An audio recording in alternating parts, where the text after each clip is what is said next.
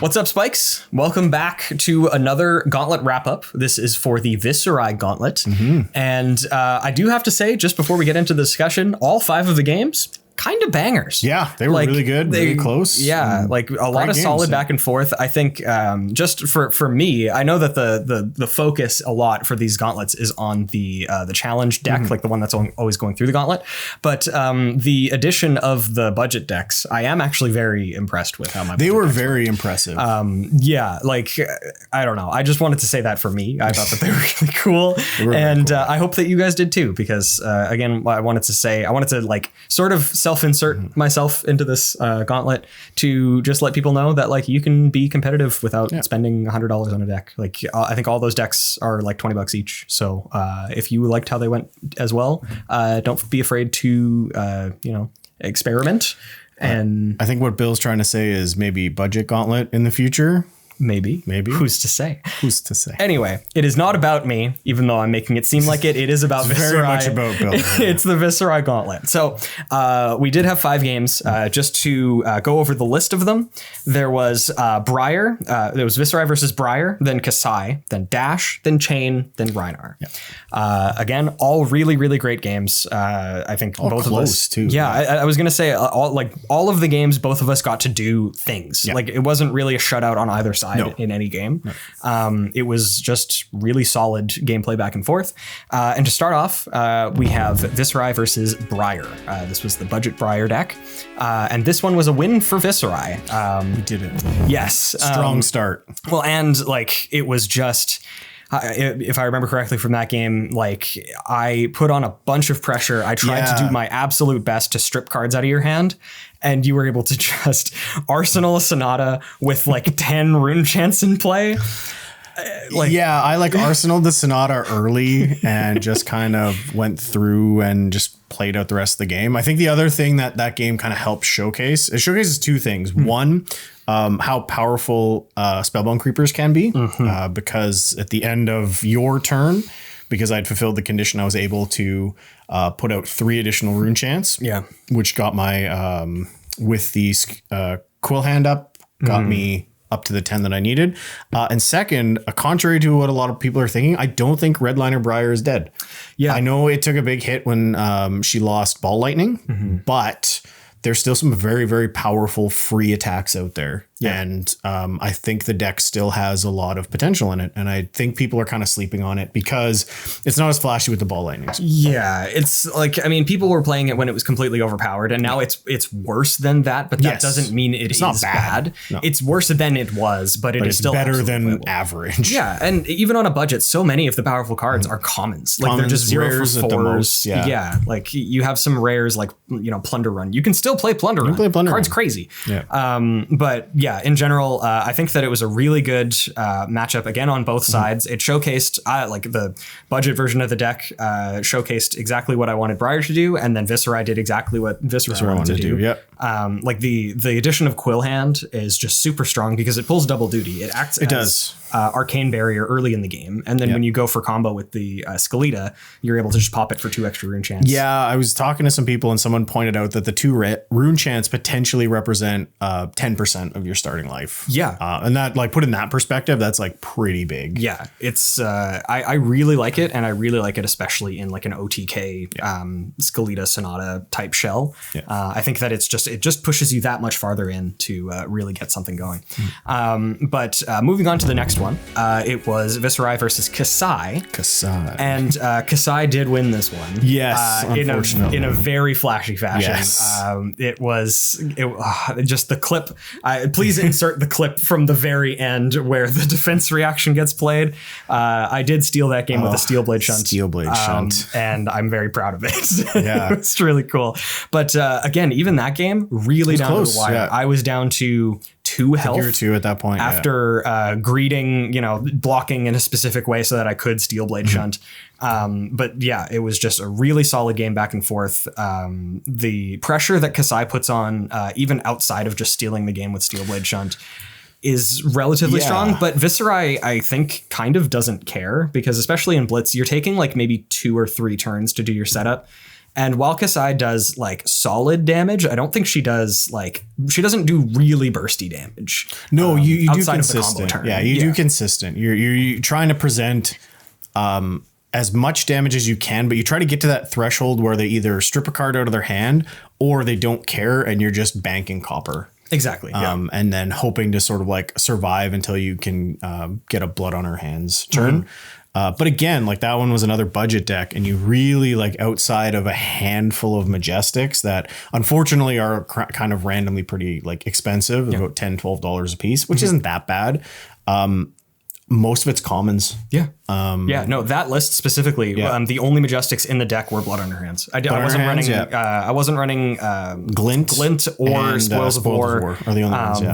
I wasn't playing those, and the deck is still strong. But again, the focus is on Viserai, and I still think that Viserai has a really solid matchup, even into Kaisa. You do, yeah.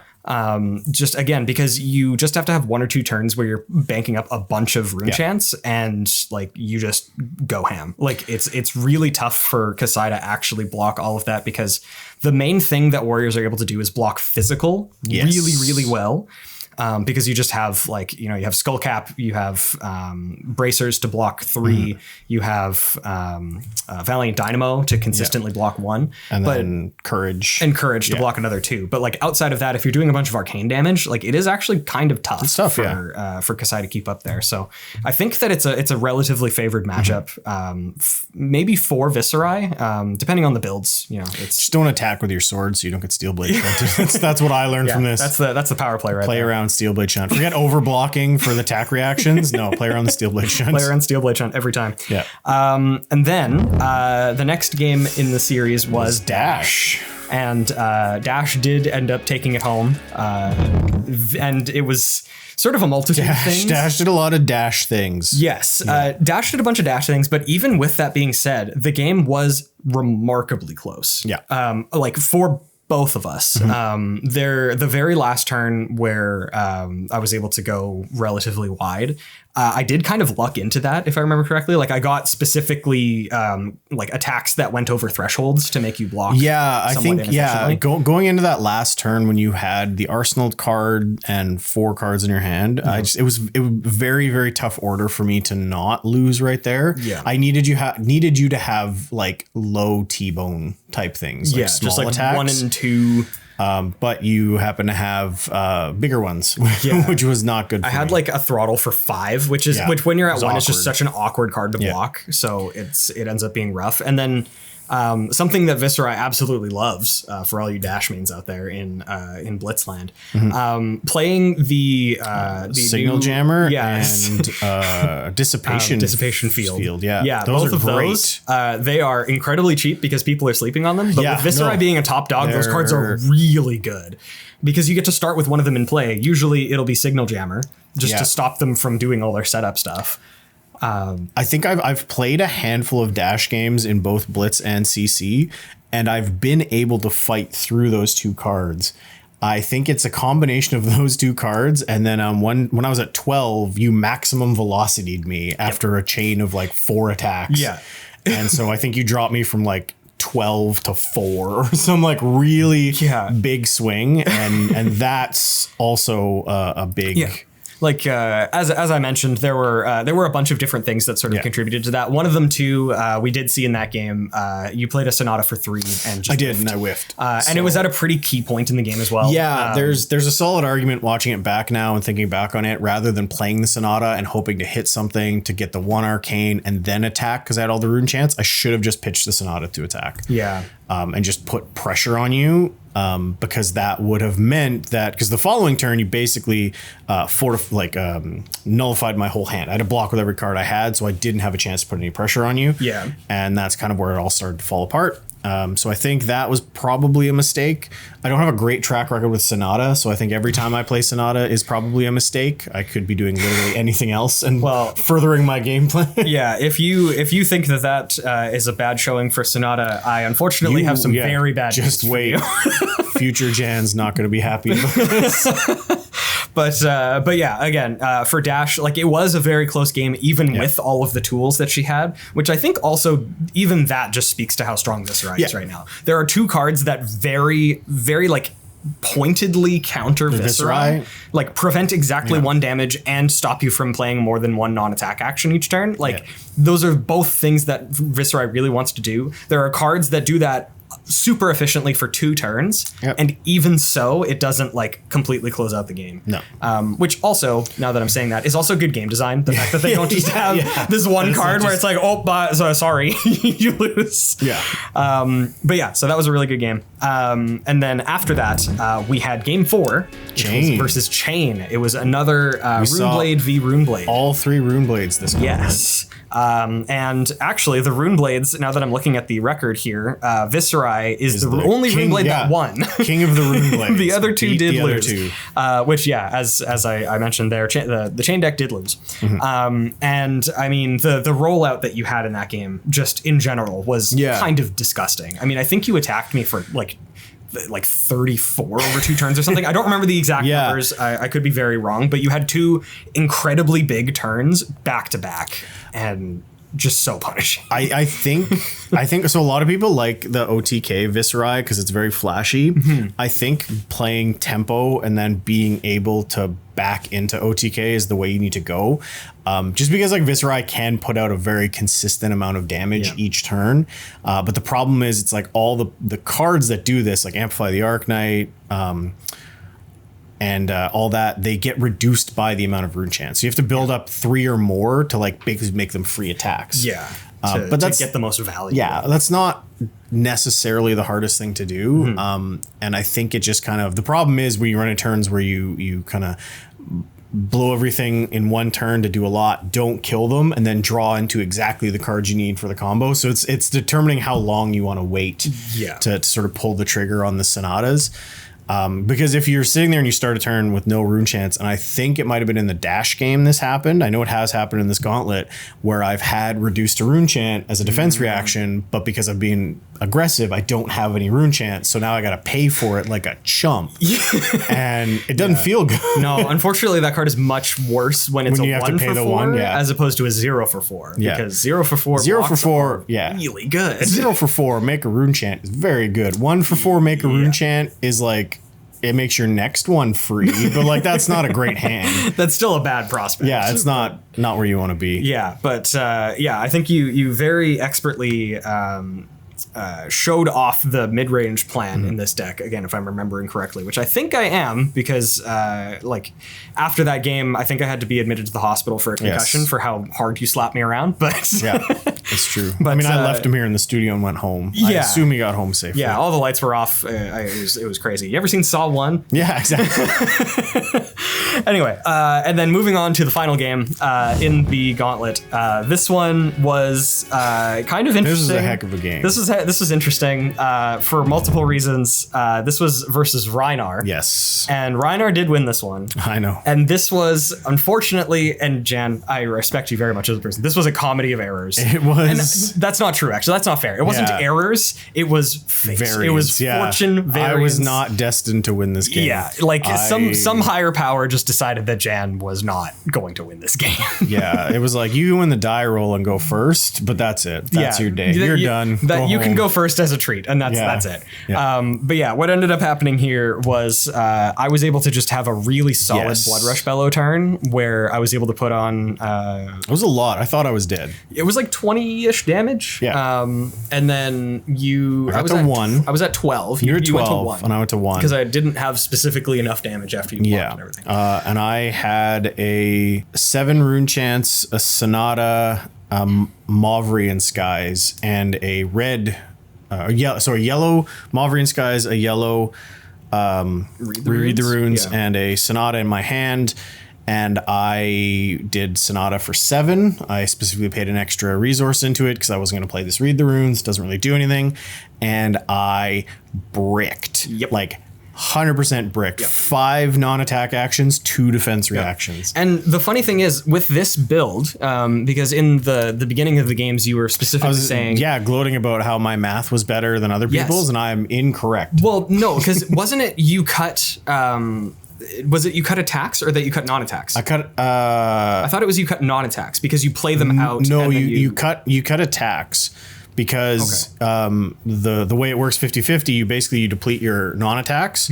So you like if you have say 20-20, you go to 10-15, and then when you flip, you're not flipping at a 50-50 rate, so it's much harder to get the even split. So I'm at like 15-25. So it so happened, I guess I didn't play enough non-attack actions before I went, but it did not go well, and so I did the only thing that I could at that point, which was I went home and I came back 20 minutes later, and I pitched my yellow Mulverian Skies to attack with my Rosetta Thorn and my 7 Rune Chants. And then Bill blocked. And I blocked with 2 cards from my hand. I didn't block any of the Rune Chant damage. No, of course not. Because my loadout was specifically, I only had Arcane Barrier for Skullcap. Yeah, there was no Arcane Barrier. There was no... Yeah, so I overblocked. I took the 7 Rune Chants. I overblocked the Rosetta Thorn by blocking with 2 of my cards for a total of 6, and then I defense reacted with Reckless Swing. And discarded the last card in my hand, which was a Wild Ride. Dealt me 2 damage, and it dealt him 2 damage, and he was at 1, and he died. Yeah, so 2 of these games were lost on the back of defense reactions that deal damage, which is weird because Sigil of Suffering doesn't deal unblockable damage. You can Arcane Barrier that. No, Steel Blade Shunt, just take a damage. Yeah, it's just a free damage. Reckless Swing, just take 2 damage. And just do it. I mean, the look on Jan's face when he whiffed on the Sonata. I'm gonna make another movie reference. Have you ever seen Falling Down with Michael Douglas? Because that's what this is. Just as a brief synopsis, Michael Douglas. This is now a movie review. Welcome. Welcome. Anyway, he's a salary man who has just a very bad day. Just a really genuinely bad day. Anyway, I just really wanted to make that reference for the 2 people in the comments that understand. Please come together and make me not feel bad that Jim and Jan are both laughing at me right now.